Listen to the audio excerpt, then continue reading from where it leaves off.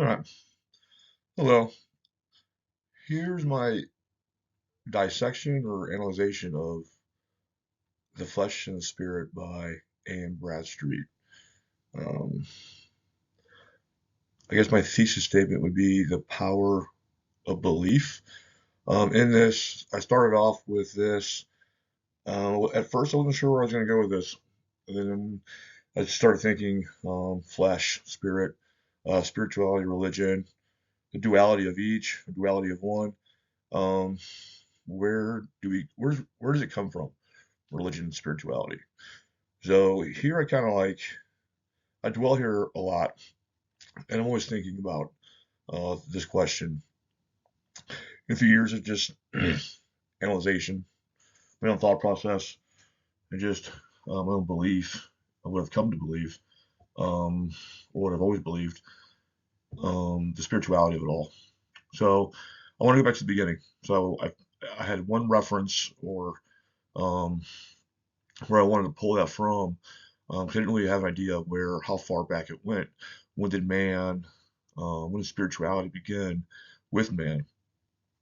So that reference to the Paleolithic era is where I went to. That's where I began. So I mean, it kind of ties in with everything uh, of what I believe. You know what I mean? Where we come from, what we see every day, how the world is, all that kind of thing. But at the essence of it all, in the beginning, was purity. Everything has spirit. Everything was good. Everything was simple. You know, humans they had a belief. They had a purpose, or a purpose was told to them. Um, they followed the ways of finding their own purpose, all that. So I kind of went with that, where it comes from, belief, what it was, to early human, what it became, to man, how we've used it, how we've abused it, how we felt about it. I mean, any of that is um, not really what we're going into here.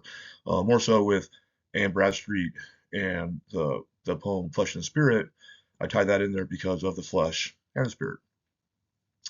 So it gave me my thesis statement with that for power of belief in the beginning. That's really where I kind of I don't know, my thought process just went there to, in order for me to kind of talk about the flesh and the spirit, or the duality of Anne. These two characters that I think she is one of the same, her. So that's my takeaway. I mean, that's the thing I like about poetry and short stories or just stories. I mean, how I read it, how I visualize it, based off what I see in the words and how it's worded. I'm gonna come up with my own little, I don't know, analyzation. I'm going to receive it in a different way. And I'm sure if I read it twice, three times, four times, each time I read it, I would try to find another way of looking at it. But that's the beauty about stories in general. It's up to the reader to pull, I believe, what to pull from it and how they view it and all that kind of thing. That's where I started with that again, flesh and spirit. So I talk with the flesh, being indulgent, and then I talk with the spirit being pure. There's more to life than what we see. There is a beyond. Um, there is something else. There's something to believe in. And then just tying the two together through the tone, the language, and the imagery of each person. I mean, it's really easy kind of for me to kind of blend them all. All right, so here my first slide, first slide here, my thought process. This is gonna be kind of hard for me to really go through because I don't really have a lot of references. I had that one just to talk about the Paleolithic era, of where religion kind of came from. The first, traces of spirituality, religion, and all that. So I couldn't really pull from anywhere. It's just all in my head.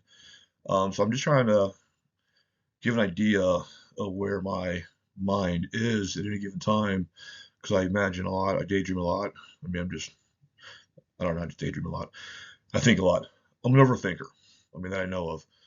I think a lot about nothing, everything, anything. But here's where I started. So just how I can kind of shape this of where it comes from the beginning of spirituality and religion, to get the Paleolithic era, tie that in there. And that kind of comes in the beginning of the thesis statement and towards the end in my conclusion where I tie them together. I mean, that was what I try to do with tie them together. Um, but some things that float in my head at any given time, what I kind of put into this, just normally questions versus answers. Um, I question more than I just like to have questions. Like in my, I call them theories, I call them thoughts, whatever, questions. And the more detailed the question, the more I put into that question, um, the more I think. You know what I mean? So I'm not really looking for an answer because I can kind of form my own answers, which leads to more questions. Um, but I'm about questions, not just the answer. I mean, kind of, like I said, the answers kind of like fall with the question. I kind of answer it myself, but all that answer is really is another question. So I don't know, that's just how I kind of like. That's where I was at in my brain as I'm writing this thing, as I'm talking about the flesh and the spirit, the duality of it, um, duality of her, what flesh is, what spirit is, and then the balance. The balance of flesh and spirit. Um, and I kind of equate that with um, my own thought process, my own soul balance. Not in the terms of feminine and masculine energies and all that kind of thing. Um, I'm not putting that in here. What I'm talking about is balance, like the good and evil. Like every one of us has um, a degree of each that we lean to more so in. I mean, you can call it. Doesn't have to be said good and evil. It could be anything, yin yang, whatever. But the balance of it all. So I just try to balance. I try to have balance. I really do. And then imagination. My imagination. I dwell in the clouds. I'm always daydreaming. My imagination kind of just went with it. And at times I wasn't sure, which most of I like to write. I really do like to write. I feel like writing is it's a tool for expression. I find that I can express myself way easier when I write. Um, I can really talk of I can make it visual and I can add more emotion into it when I write versus when I talk. Sometimes, most times. Um, but yeah.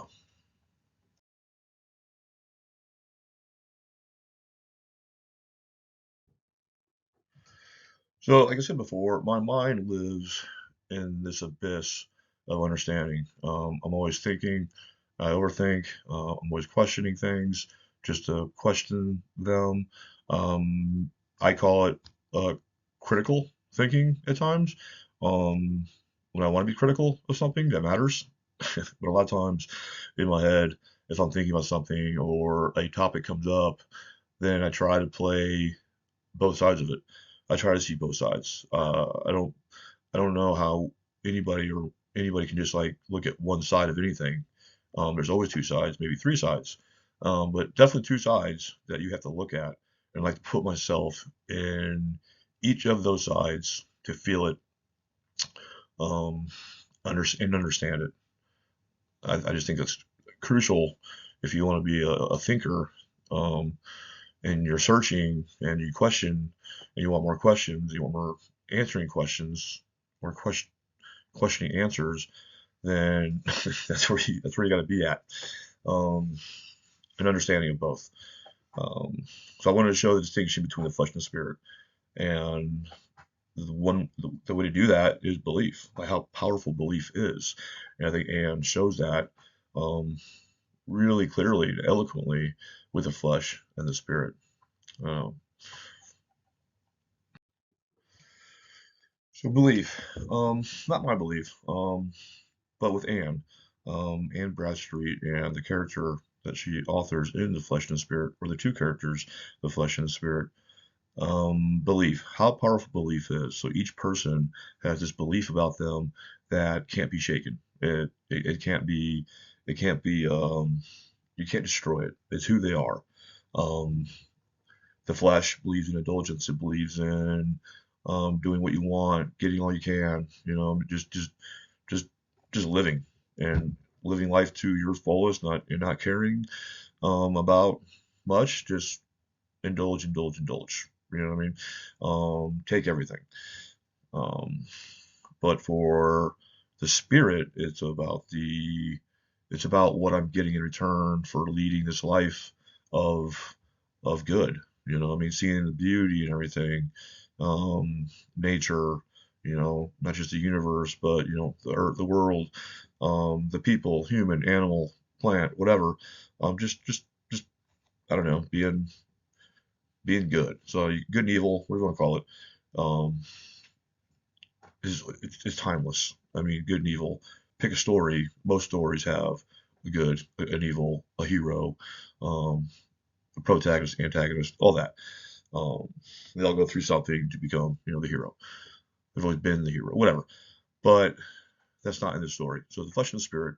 So I just want to get into spirituality of all for the spirit and look at the flesh in this with the same eyes, but then also see the flesh for what it is, and then how powerful belief is. Like back in, the Paleolithic era, um, belief became everything.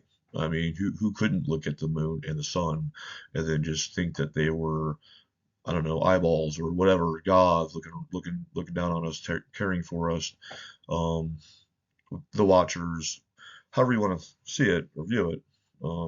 How could you not think that? Being this um, ancient human.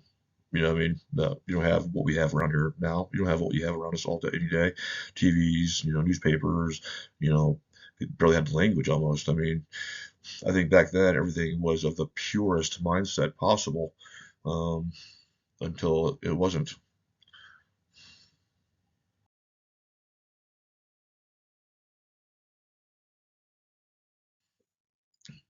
The science of it. What I call it, the science. I mean, I look at everything as science. I mean, kind of. I mean, I like to question things, right? Much like a theoretical scientist or whatever. I like to question things, to devise um, my own theory, and then question it, and then come up with new ones, and then just question, question, question, and then my own answers or someone else's answers leads to another question. That's just in my head. I'm not saying this is part of the story. This is just where my head went when I wrote this, because this is where my head's always at. I mean, I kind of like when I get into writing or whatever, I have these things in my head that they just kind of like they guide me whatever I'm writing about. Not to say that I'm actually writing about it, per se. Actually, it's just I don't know. It helps drive me. Um, I guess like I'm saying, I spend a lot of time in my head. I search for me, search for some kind of enlightenment, or come up with other questions to see if there are answers to my own belief. And then I find out something new all the time. Um, yeah, but that's not the end of the story. It's just pretty much my thought process. Um, Balance. I do try for balance, and with this story, the flesh and spirit, I kind of just like fell into it, mainly because I saw the duality in Anne.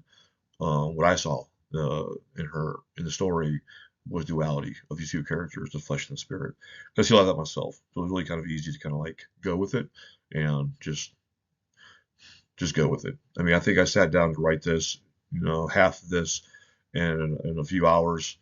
Um, but the main point, the thesis statement, and then I already had a body going with it, introduction and the body going with it. Took a break because a lot of times when I'm writing, I feel like I'm not making sense at all. There's just too much coming out. Is it coming out the right way? And I'm not even sure if it came out the right way in this one. I was hoping it was. When I went back to finish it, I spent a lot more time because I wanted to put it all together. So even at that last, even at the next sitting, I spent hours just making, finishing it and then understanding it and then making sure it flowed, that my ideas are true, that I'm not like jumping around. And I know I'm kind of redundant, and I just know that I'm always redundant for whatever reason. You're probably seeing this PowerPoint, just how redundant I am. Um, I don't know. It's a character flaw, I guess. I can't help it. Um, like I said before, the balance of the soul. But in here, I didn't want to go down that road. I didn't want to do too much. I didn't want to put too much because I could easily write a 13 page essay on all this. But yeah, there'd be a lot of redundancy, be a lot of new stuff too, but there would be a lot of probably nonsensical things in there as well, to where I'm sure they make sense, but not not for the story. Um, yeah, balance. I mean, I say balance, but I think a person that would look at it, what I call balance is more of an anti-balance usually. Lastly, my thought process in this paper, in this essay, was just my imagination. Like I said, I've only had one reference, just referencing the Paleolithic era and religion, spirituality, its arrival. I mean, when humans, first started, realizing it, being aware of it, um, and then as it morphed and morphed and morphed until what you kind of see today, whatever it is today. But my imagination, you know, everything you see on the PowerPoint, or whatever you get out of reading the story or reading my essay on the story, um, it's just a lot of imagination. It may or may not make sense. I hope it makes sense, but I mean, I just like to write. I spent a lot more time on this towards the end. I really thought I had a good one. I was pretty proud of it. It sounded good to me, but I still wonder even now. Um, does it make sense? But my imagination and my take on it. Um, this is what I love about stories, like short stories, Southern Gothic literature, um, poems. They're fun to read, especially when you read throughout time. At the time, and what they're writing about, how they're writing, like the tone, the image, the visual, the imagery, the language. I mean, everything that a poem is. And then once you start seeing it in poems, and start, analyzing it and start seeing it for what it is, and then you see it everywhere. You see it in everything. You see it in movies. You see it. You can equate it to anything. Um, and I really think it helps the person reading a poem, a short story, no matter what it is, romance, dark, whatever, you get a lot out of this. You get a lot out of it because you're seeing someone else's vision. You're seeing someone else's time frame. You're listening to their words. You're listening to the power of the words of the time they're in, no matter what it is, Um, but being in these classes, these courses that I've taken so far with English, um, I mean, I strive to get better at writing. I want to become a better writer, but I also want to get better at um, shaping my imagination when I write and ensuring that it's going the right way, that I'm getting it down exactly how I want it to go down, and not just some kind of um, throw up on paper or on the screen. It's actually something that you get something out of, and you pull the power from the words I put into it, like the rest of them have. Poe, Bradstreet, any of them, all of them. But that's it. It's my imagination. That's it on paper. Hope you enjoy.